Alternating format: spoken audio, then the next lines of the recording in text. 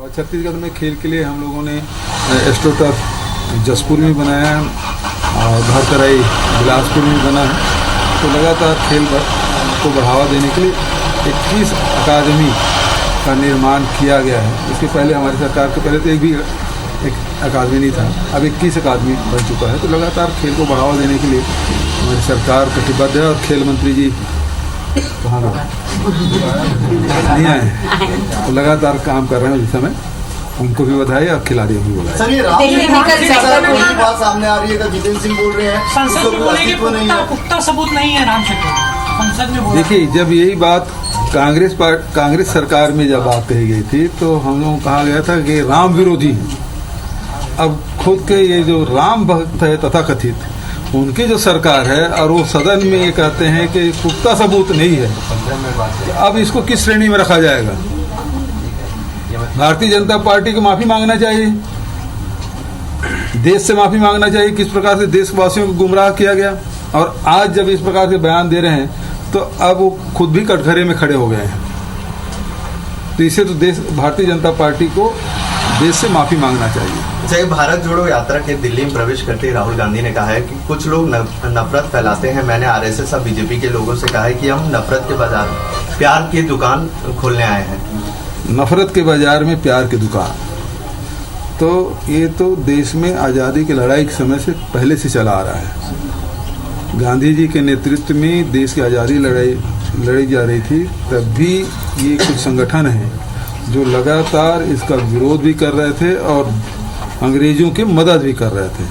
आज भी इन लोगों का जो मूल चरित्र है वो ये है अफवाह फैलाना, लोगों को गुमराह करना, आपस में नफरत के जहर घोलना, ये इनका मूल चरित्र है। और इसीलिए राहुल जी ने कहा कि हम प्यार से ही देश को जीता जा सकता है। और ये हिंदुस्तान के, भारत के मूल चरित्र रहा है। बहुत सारी संस्कृति, बहुत सारे देश दुनिया के मानचित्र में उभरा और वो समाप्त भी हो गए, लेकिन भारत की यही जो मूल चरित्र है, भाईचारा, प्रेम, एक दूसरे के प्रति सम्मान का भाव, और यही कारण है कि अनेक आक्रमण हुए, अनेक संस्कृति के लोग आए, अनेक जातियां आई, उसके बाद भी आज भारत जीवित है और आगे भी जीवित रहेगा। सर, राम सेतु को लेकर एक सवाल है। जब ये बयान आया उसके बाद ना आरएसएस कुछ बोल रहे हैं, ना बीजेपी कुछ बोल रहे हैं, ना कोई हिंदू संगठन कुछ बोल रहे हैं।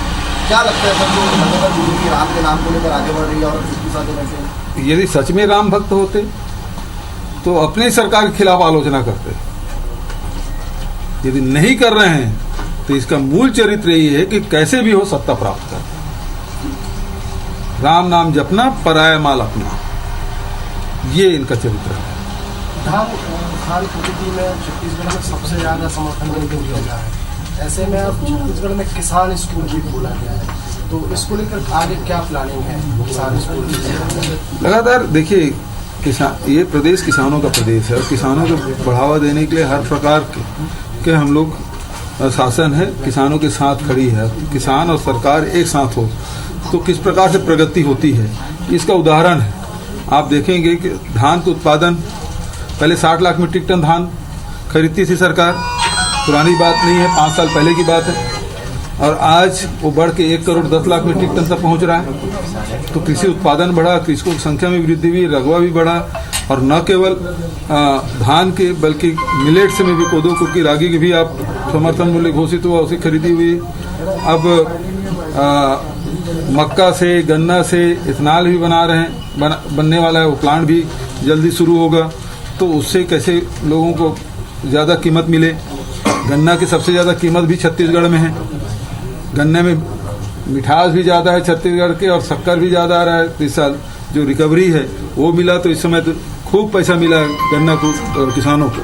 तो हमारी कोशिश यही है कि जो न केवल कृषि कार्य बल्कि जो गौपालक है उसके भी आय में वृद्धि हो, तो हर प्रकार से कृषि क्षेत्र में काम करने वाले संपन्न हो, तो उसके लिए जितने भी नवाचार हो सकता है हम लोग कर रहे हैं। सर, 27 तारीख को कोविड को लेकर के मॉक ड्रिल की जा रही है। 3 चुनौतियों से, 3 लहर की चुनौतियों से हमने निपटा है। कितना जरूरी है मॉक ड्रिल? आपको लगता है कि कोई असर होगा इस मॉक ड्रिल करने में? ये पूरा जो कवायद है और जो स्वास्थ्य मंत्री का जो बयान है और राहुल गांधी की चिट्ठी लिखना, वो बता रहा है कि ये राहुल जी के पद यात्रा से घबराए हुए और रोकने के लिए तमाम प्रकार के ये कवायद कर रहे हैं। मैं समझता हूँ कि जो कोविड प्रोटोकॉल है सब पालन करेंगे, इसमें कोई दिक्कत नहीं है और डायरेक्शन दे दे राज्य सरकार ये सब करेगी, तो उसमें कोई बात तो है ही नहीं।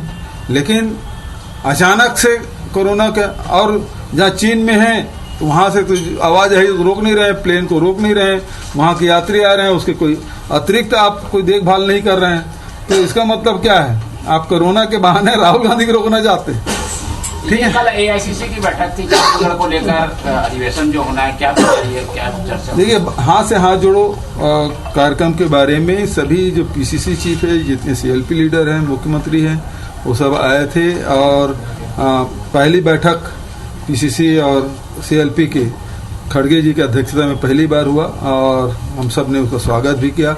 हिमाचल की बधाई खड़गे जी ने दी कि बड़ी जीत हुई है और खासकर हिंदी बेल्ट में पहली बार बहुत दिनों बाद ये जीत हासिल हुई है, तो उन्होंने प्रसन्नता व्यक्त की है। और किस प्रकार से हाथ जोड़ो अभियान है उसको चलाया जाएगा उसके बारे में बताया गया। और दूसरी बात जो है कि जो महाधिवेशन होने वाला है वो फरवरी के तृतीय सप्ताह में होना है। मैं पहले भी आपको बताया था और एक आध दो दिन में हो सकता है वो डेट डिक्लेयर हो। बीजेपी ने तमाम नेताओं को लोकसभा स्तर पर भेज रही है, बूथ लेवल में रहेंगे, वहीं दिन बिताएंगे।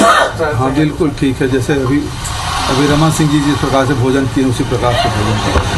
ये सर अब छत्तीसगढ़ के होटलों में रागी कुटकी और कोदो से जो है इडली डोसा और पुलाव खीर बनाए जाएंगे। अरे इसके बहुत सारे ये मिलेट्स जो है वो मानव शरीर के लिए बहुत उपयोगी है और इसको देश में और देश के बाहर भी दुनिया के लोग इसको